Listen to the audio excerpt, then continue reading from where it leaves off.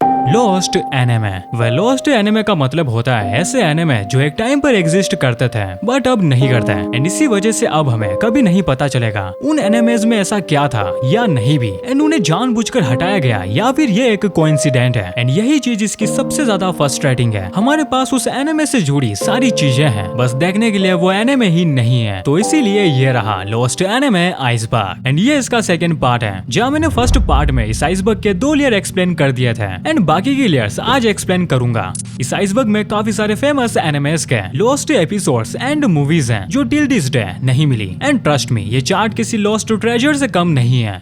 इस चार्ट के अंदर कई सारे फेमस एनिमेज हैं, La Blue Girl, Norman pilot and Pokemon, जिसकी एक मूवी सिर्फ 2000 में जापान में रिलीज हुई थी। एंड इस मूवी का प्लॉट पोकेमोन के बाकी मूवी से काफी डिफरेंट था, एंड वो क्या था ये आज तक कोई भी नहीं बता पाया। टू द ऐसे एनिमेज जिन्होंने आज के कई सारे एनिमेज, मांगास और लाइव एक्शन को इंस्पायर किया, बट आज किसी को भी उसका नाम तक नहीं पता, जैसे कि ये। एंड लिटरली अगर ये आज एग्जिस्ट करता तो मैं इसके CGI को जरूर देखता। एंड ये आइसबर्ग ऐसे ही कई सारे नाम को कंटेन करता है, एंड इसीलिए आज मैं तुम्हें इन सारे एनिमेस के बारे में बताऊंगा, एंड आज तुम्हें काफी मजा आने वाला है। लेकिन उससे पहले अगर तुम्हें आइसबर्ग चार्ट के बारे में नहीं पता तो मैं तुम्हें बता दूं, हम आइसबर्ग के सबसे वेल नोन और लाइट टॉपिक से होते हुए सबसे लिस्ट नॉन डिस्टर्बिंग टॉपिक पर जाते हैं। एंड जैसे जैसे हम आइसबर्ग में डीप जाते हैं टॉपिक पहले से ज्यादा इंटेंस होने लगते हैं। तो इसीलिए content warning due to NSFW, तुम्हें इसमें पोर्नोग्राफी मटेरियल देखने को मिल सकता है, जिसे मैं ऑब्वियसली सेंसर्ड कर दूंगा ताकि मैं यूट्यूब के किसी भी लफड़े में ना फंसूं। तो इसीलिए मैं तुम्हें कोई भी ग्राफिकल इमेजनरी नहीं दिखाऊंगा, बिकॉज ये सारे लॉस्ट एनिमे है, तो मैं इनके इमेजेस कहां से लेके आऊंगा, वो अब एग्जिस्ट ही नहीं करती। तो इसीलिए मैं बैकग्राउंड में एक प्यारा सा गेम प्ले डाल दूंगा जिसे तुम एंजॉय कर सकते हो, एंड मैं बीच बीच में उनकी क्लिप्स भी डालता रहूंगा। लेट्स सी अगर मिलती है तो। बट ऑलवेज कमरे की लाइट ऑफ कर दो, हेडफोन्स लगा लो, एंड खाने पीने के लिए कुछ ला सको तो ले आओ, बिकॉज आज मेरा दिमाग खराब हो चुका है एंड अब मैं तुम्हारा करने वाला हूँ। So sit back, relax and enjoy.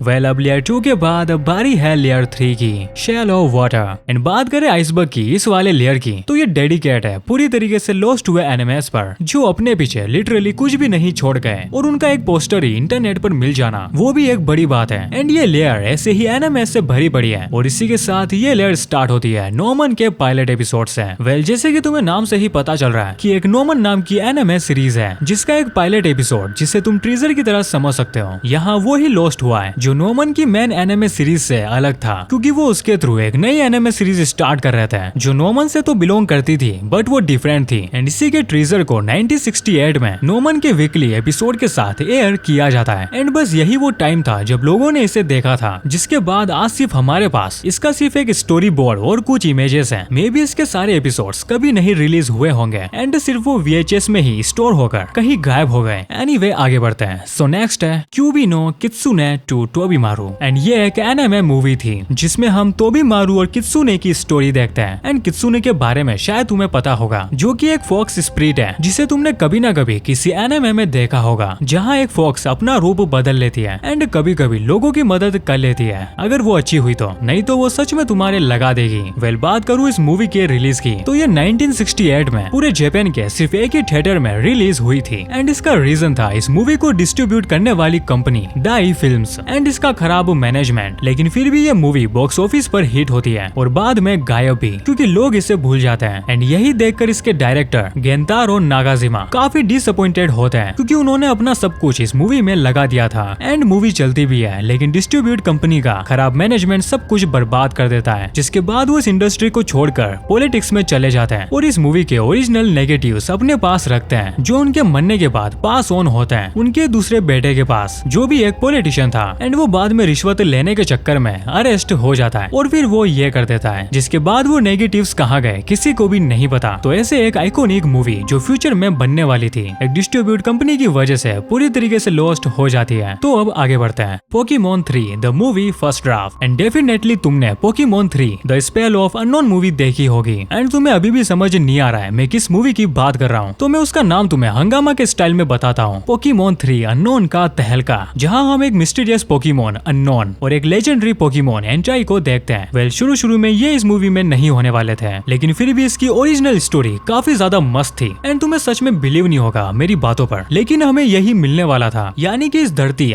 पूरे वर्ल्ड का सबसे डेंजरस क्रिएचर टी-रेक्स मिलने वाला था एंड तुम इसका नाम सुनकर ही सोच सकते हो, एक पोकेमोन वर्ल्ड में टी-रेक्स, ओह माय गॉड, जो पूरे जोटो लीग को अपनी ओरिजिनल स्टोरी में तबाह करने वाला था। एंड इसे रोकते हैं टीम रॉकेट के साथ ऐश, ब्रोक और मिस्टी एंड हाँ पिकाचू को कैसे भूल सकते हैं, बट डायरेक्टर ने इस स्क्रिप्ट पर काम करने से मना कर दिया। मे बी वो मेरे हिसाब से जुरासिक पार्क का फैन रहा होगा, तभी उसे समझ आ गया कहाँ ये आग और पानी फेंकने वाला है। टी-रेक्स जैसे दरिंदे के सामने टिक पाएंगे और वैसे भी इनके आग और पानी से कभी भी कोई भी पोकेमोन नहीं मरता है। एंड टी-रेक्स का तो तुम्हें पता ही है, वो पूरी तरीके से मांसाहारी है जो इजीली इन्हें अपने दांतों में चबा जाएगा। आई एम जस्ट किडिंग, ऐसा कुछ भी नहीं होने वाला, या हो सकता अगर डायरेक्टर स्क्रिप्ट को मना नहीं करता। बट एनीवे आगे बढ़ते हैं। सो नेक्स्ट है Akihabara at the red deep. Well ये एक CGI एनिमे सीरीज होने वाली थी जिसकी स्टोरी डायरेक्टर इसी नाम की एक नोवेल से ली जा रही थी एंड उसी नोवेल से एडेप्टेशन लेकर एक मांगा, एक टेलीविजन शो, इवन एक लाइव एक्शन भी बनी। जबकि इसके एनिमे सीरीज के साथ क्या होता है, हाफ एपिसोड बनने के बाद कैंसिल कर दी जाती है और सिर्फ हमें मिलती है ये सारी चीजें जो सच में फ्रस्ट्रेटिंग है। एंड इसी वजह से आगे बढ़ते हैं। तो अगला लोस्ट एनिमे है Pokemon new year special episode, जो 1999 के न्यू ईयर पर रिलीज होने वाला था बट होता नहीं है। एंड इसी वजह से हमारे पास इसकी स्टोरी के बारे में कुछ भी नहीं है कि पोकेमोन वाले इस एपिसोड में क्या दिखाने वाले थे, और बस इतना ही।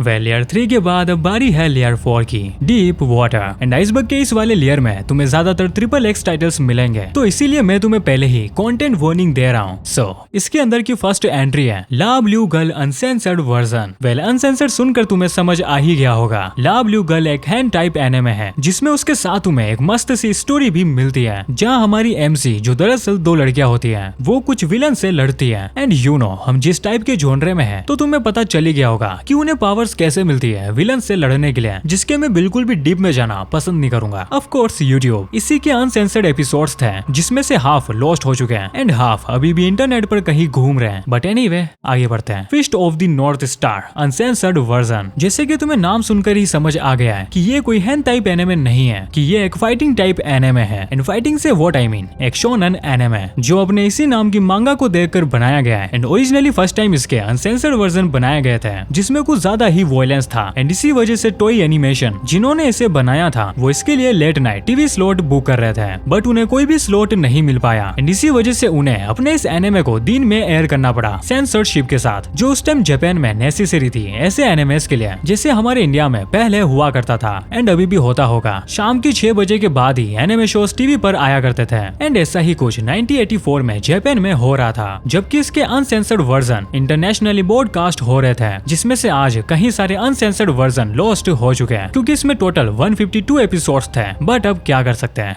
तो इसीलिए आगे बढ़ते हैं। सो नेक्स्ट एंट्री का नाम है गेकी सत्सु उचिकेन। मुझे पता है कि मैंने इसका नाम सही से प्रोनाउंस नहीं किया है, बट वो केयर्स। वेल ये एक साई-फाई मार्शल आर्ट एनिमे था एंड ये इस लेयर में तो तुम समझ जाओ इसमें और क्या था। वेल यहाँ पर हम एक 12 साल की लड़की को देखते हैं जो अपने बाप की तरह ही अलग अलग गैलेक्सीज में जाकर दुश्मनों को मारती है। एंड सीरियसली मुझे साई-फाई मार्शल आर्ट कुछ ज्यादा ही पसंद है, जिस वजह से इसका कॉन्सेप्ट मुझे काफी मस्त लगा। एंड इसकी एक मांगा भी है जो इसी नाम से है। एंड कहा जाता है कि इसके मांगा का कभी कोई भी एनिमे एडेप्टेशन नहीं आया था, जिस वजह से ये सिर्फ एक हॉक्स है। बट बाद में एक एनिमेटेड फ्रेम मिलती है जो इसके एनिमे का एक लौता एविडेंस है, बट किसे पता कि वो रियल है या फेक। तो इसीलिए आगे बढ़ते हैं। सो नेक्स्ट वी हैव सुजुमी बुने another hand type anime. Well ये एक शॉर्ट एपिसोड था जिसकी ड्यूरेशन लगभग 10 मिनट की थी और ये 1930 में आया था, जिस वजह से कहीं लोग इसे जापान का फर्स्ट हैंड टाइप एनिमे कहते हैं, जो अब लॉस्ट हो चुका है।